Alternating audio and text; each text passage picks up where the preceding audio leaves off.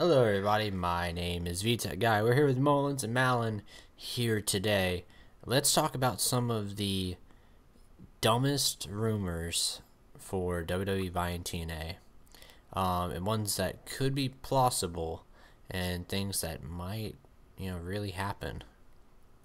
So, starting off is the big one of WWE acquiring the rights to TNA.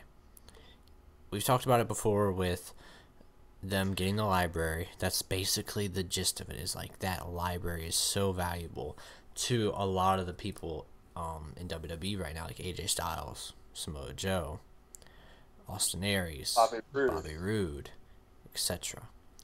Bobby Roode. Especially, Eric Rowan, now that he's technically doing that sanity stuff. But it's interesting that if WWE was to buy TNA, of course they could pick and choose who they want. I made a list of 10 people who they would take back. And a big one that we've all been talking about is Broken Matt Hardy. Alright? It's phenomenal. It's a great character. Yes. WWE would have, and think about it, like this would be on a WWE budget with it. Mm-hmm. It would be nuts. Exactly. They could literally production a movie about this. Exactly. It'd be crazy, especially if they just let him run his own mindset of things and not let the creative get too much involved. Because that's why this was so successful, because Matt had just so much passion and say in what he wanted to do. He was the only one doing it all. He was the only one writing it all. Exactly. So let's talk about some of the crazy rumors of that. People saying that they've already struck a deal as of today. I don't believe that. I believe that this will all come clashing down tomorrow. Like, I think tomorrow, Friday's the big game day of make it or break it. I want to say that since we have the internet, it would get revealed, It'll get revealed sometime. I honestly think tonight during Impact, which it would suck because during Impact, which it looks like it's supposed to be a pretty good episode, especially with you got that lethal lockdown tonight and all that. And it's going to suck because I really feel like around that time tonight, we're going to find out the final fate of TNA as it pertains to right now. Yep, I feel like if they don't tell us the first hour, that last hour is going to be... Well, and this is another live episode. Exactly. So, and especially, I really hope nothing goes wrong on this live episode. But, at the same time, it's like, TNA's been doing so good for a while. If you looked, it's because they have that troubled past of that so much was going wrong for so long. They had a great starting. They did very good in the beginning. Then for a couple years they got themselves in deep trouble. But then these past couple year, they've I want to say at least within the last year and a half to 2 years. Of course they've messed up on the whole AJ thing. But if you look at the bigger picture, AJ was probably costing a lot of money. All right, so yes, and it saved them that money saved them the ability to go get these other guys that they're getting. Exactly, and then those guys could become their own stars, and they wouldn't work for as much. Because, we've got Mike Bennett out of this. We've got Eli Drake. We've got, the decay. They took the indie approach. They're not worried about their talent going to other smaller companies and doing their thing. Yeah. They used to be worried about that, and they used to be like, no, we just want you to be TNA exclusive. Exactly. Now they just want to get their name out there. Now think about this, though. What if Impact opens tonight and you hear Vince McMahon's theme song play? What if that happens at Bound for Glory? I think that would be even likely. I think it will be more likely and more bigger to happen at Bound for Glory. But at the same time, I think it's like, do you think we'll have Vince? Honestly, I think it's more. It's sad because we have the brand split. We have the brand split. Yes, that's what I was thinking, leading towards. We have the brand split going on. All right, we have Steph and Mick who are doing their own thing on Raw. Shane, who would be the best person to do Impact, is on SmackDown with Daniel Bryan. And I don't want to get Vince involved with this because it's not the fact that he's old, but it's the fact that he's old. So that could lead to other problems in terms of his health because he just got injured a couple weeks ago, remember? So, like, we don't want him to have he just got injured lifting. Yeah, we Wait, don't what want happened to him? something bad happening. Oh, he was lifting or something, got hurt. So, Triple H, you know what? Triple H or Paul Heyman. That's the big ones, all right? Heyman would be a huge one to show up. That would be monumental. In 2010, I believe it was 2010, when Heyman left WWE, Heyman said, I'm going to go to Impact. But Dixie Carter would not let Heyman have full control of creative say. All right? That was a bad move. Because look where the company was in 2010. Now, that's just another layer of they were doing so much wrong in such a short amount of time. And that was back when they got Hogan. They brought in Hogan and Bischoff, and that was too many egos in the kitchen. It killed WCW, and it almost killed TNA. Because within that year, that small year, it got really bad. Now, it was bad for a while, but it got really bad. Now it's doing really good. Like, TNA, honestly... And now I wouldn't recognize it. Like if you showed me an episode and I hadn't watched it, if you showed me an episode in 2010, I would think it was two different companies. Exactly. Of course, they have lost some good talent here and there in between, like, you know, Mickey James, Magnus, people like them who were really good and detrimental to divisions, or especially because they were just running so long. Getting them up to that point. Yeah, but I mean, if you look at what they have to work with, they have done really good spacing out, you know, the knockouts, X Division, tag team, Broken Matt Hardy, like Bennett and EC3 stuff, like the main caliber stuff. And it's just very sad to see that now we got Cody Rhodes in TNA and what could be his final and last appearance. And of course there's big rumors of, like, will they show TNA Bound for Glory on the WWE Network? It's a possibility and it's plausible, but think about how many extra subscribers you could get in one if you were to announce Friday, hey, we bought TNA, we're showing Bound for Glory on the network. Exactly. Think about the subscribers, and if you say, hey, it's not gonna be free for you, but $9.99. So that would be really possible, really good for business. But I guarantee you, there's a lot of people out there who just don't like the WWE, but for TNA, they would buy the network. There's so many aspects of this, because we have to look at what... If TNA was to be a part of WWE, what would that do to WWE, alright? If TNA was sucked into WWE, what would that do to WWE? Or if TNA just kept on going. Like, if TNA kept on going, I think we're pretty good. We're pretty chill. We might run into another problem, you know, down the line with money, but hopefully not. So I feel like a big thing is, like, WWE, if they buy out TNA, they have no real competition anymore. Because Lucha is going to... I don't want to say this, but I think Lucha will spend too much money trying to get some of those TNA guys. Yeah. That'll be a big problem. And the thing is, if they're in WWE, they're not going to get them. WWE likes to have their talent just for WWE. Exactly. And that would honestly kill a lot of the lower companies that are starting to build up. Mm-hmm. Like it would be interesting to see where Ring of Honor goes. Like, it would be. Because I would say that they're number 3 in the U.S., I would say. I mean... tell me if I'm wrong, but I'd say they're number 3 in the U.S. Yeah. Yeah.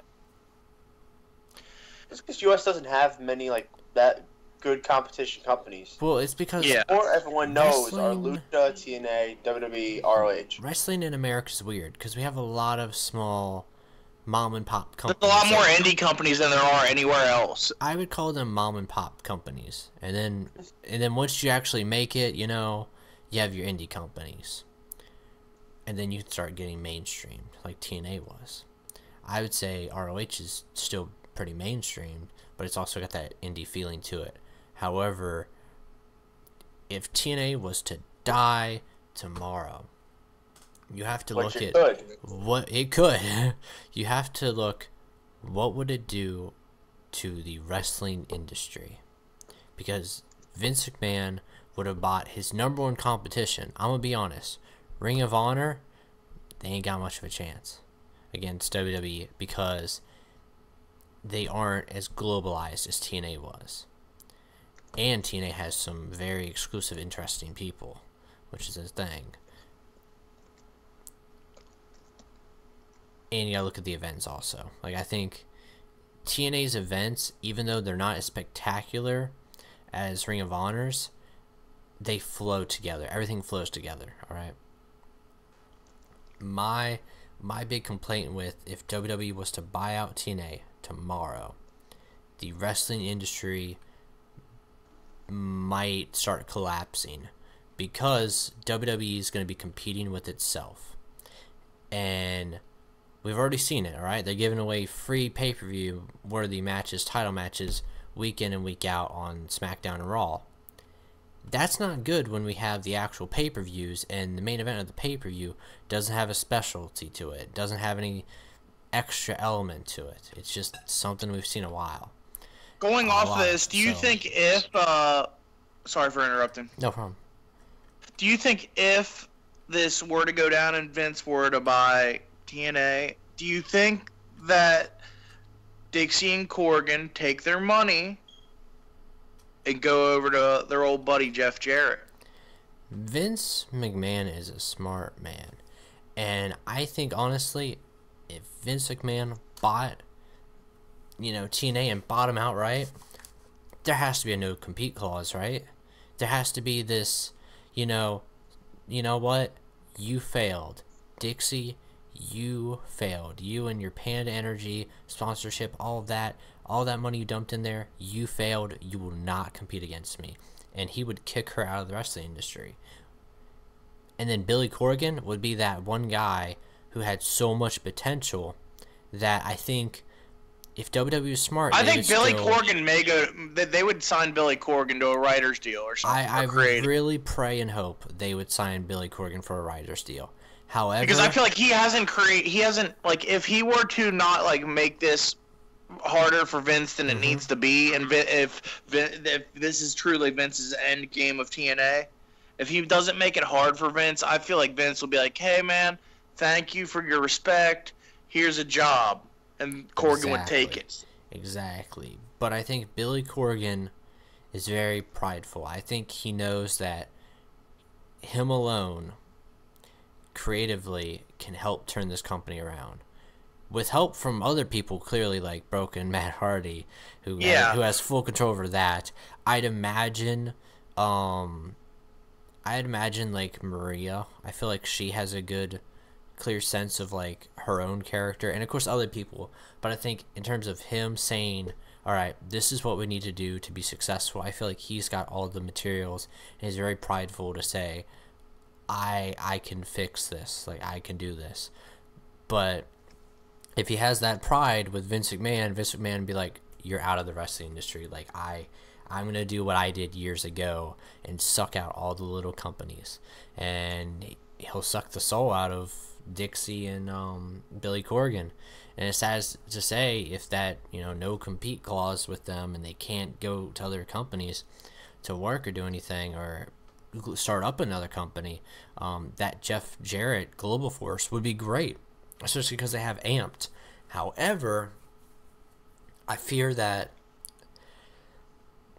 if they do that, there's going to be beef there between Jeff Jarrett, Billy Corgan, Dixie Carter, to be like, "Oh, my old company, remember that? Yeah, no." Like, I could definitely see, like, remember that? Remember me? Yeah. So there's a lot looking into this of how many pathways it could be approached, and it's just really sad to see that this could be the end game of TNA. And I think wow, like, for the journey of TNA, it's crazy, all right? Because if you think about it, if WWE buys TNA, they will have truly bought WCW. Like, I deep down really thought that, alright? I thought they bought WCW, okay? But they didn't buy a lot of guys who went there. They didn't buy the full product WCW because people broke away. That whole Jeff Jarrett thing broke away and he became very successful with TNA. Well, it was because it was because all those guaranteed contracts WCW was handing out, so a lot of those guys didn't have to compete. Exactly. Now these guys don't have that luxury. Exactly. So it's tricky because you know, some people might have to deal with a bad route in WWE of going down to NXT instead of, you know, maybe getting a main roster push like some people. But I feel like if anything, them acquiring that would affect people that aren't even on the TNA roster. It'll affect those lower card guys that are in the WWE, the Curtis Axels. Mm-hmm. Those guys will be lost in the shuffle and probably cut loose, honestly. Exactly. Those guys that are lower, not doing anything in NXT. I think that's going to create a lot of problems, too. Like, if WWE buys TNA and it's like, hey, welcome all my buddies that I just bought out. Like, here comes Eli Drake walking in the locker room. Here comes Mike Bennett. And these guys pouring with potential. And then you got guys that they never use, like the Curtis Axels, all right? Or, sadly, some of the Cruiserweight division, which they might drop. They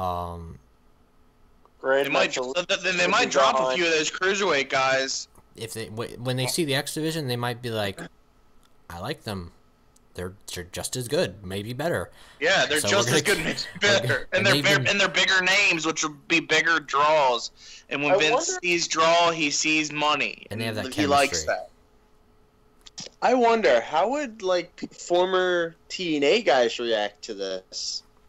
That's what I like Bobby Roode, Aries, yeah, AJ, like, TJ. I think AJ would be really happy. I think because AJ would be like, all right. He'd be kind of happy and sad because it'd be like the company that he kind of helped build a lot of is gone. But it's the fact he'd be happy because he would have matches that, like, he knows he can put on 5-star matches with all those guys too. Yeah. Well, not really, because AJ was gone when this new era basically started. Oh yeah, that's true. You still got some other guys, you know, like the Jeff Hardys and stuff, but still, it's like that's the name that intrigues me the most. What, Jeff Hardy? Yeah, because we all know that he has a certain vice. Well, there's also been stuff that apparently Jeff Hardy has some album coming out with his band, or like some other stuff. I don't know. We can have a rock concert battle of the bands with Fozzy and Jeff Hardy's band. No, it's just something that I read, but I know that he does have a band, but I wasn't Fozzy and Jeff Hardy's band. But I know that is true that he does have a band and they do recordings and stuff like that. So I'm kind of just like, is he gonna go and, you know, be rock star and artist and draw all that, or is he gonna actually compete? Of course, you know, wellness policies and other stuff get in the ways, but he's definitely one of the more interesting people if they do get a hold of him. What about all the extra talent that isn't really talent? I'm looking at you, Senor Benjamin. Yeah, like Rebby Sky, Senor Benjamin. I think that's kind of a package deal. I think, you know, if you want Broken Matt Hardy, you gotta sign for some ridiculous thing like Senor Benjamin, King Maxwell. Like, you're paying my son, my father-in-law, and my wife. Like, I think that's the gist of that. And you're paying Shannon Moore, like, for his. That's the thing and the thing about it is it really honestly comes down to who wants to go full time with WWE, because, I mean, obviously, like, they're all on pay-per-appearance deals. Yeah. I don't see a name I don't see actually, like, wanting to sign full deal is EC3. Because especially Evolve, you gotta think of that too. Well, so like he's a name that would honestly have to go to Ring of Honor under a PPA. Galloway's an interesting one too, though. I think, especially because Galloway and a lot of his buddies. Galloway would probably go back over to England. Yeah, I don't see him going to WWE. He might go to like ICW, or he might go to WCW, Progress, maybe. Well, I think the Progress tours, they're restarting up later, but you think about it, as you were saying though, with TNA, a lot of these guys for a couple days will go down to Orlando and shoot a bunch of stuff, all right? So that keeps them, you know, their weeks are done. Like they shoot, you know, their 4 or 5 episodes, and they're done. They go home and relax for like 5 They're weeks. done for about a month. They can do whatever they can do all their other indie shit for the next month. But with WWE, every single day, like every day's a It's new you. adventure. You're a WWE competitor. You're not a WWE, and hey, we're gonna let you do these. Vince doesn't do that crap. So I don't know. It's just really tricky right now. Wrestling's very weird, and that's what I mean. I guess we'll break in. I guess whenever we get more clarity on this story. Yeah. It could be, you know, it could be the end of TNA. It could be the new era of TNA. Yeah. There's just TNA might not much. be a thing anymore. They might change the whole name. Honestly, that's what I would honestly do to get away from this stigma. I would change the brand. If Billy were to buy this company outright and own it, I would change the brand. He need a good name for it, though. You need a good name. They could just call it Impact Wrestling. Like they could really Smashing Pumpkins Championship Wrestling. They could just cut off the TNA. Smashing Pumpkins Wrestling Federation. But yep, that's about it. I personally don't want TNA to go out of business. I love TNA. They're great for the it would really like kind of damper the week because there's been the last few weeks where TNA honestly has been the highlight of the week. Yep. So WWE would just kill it. Yep. I feel.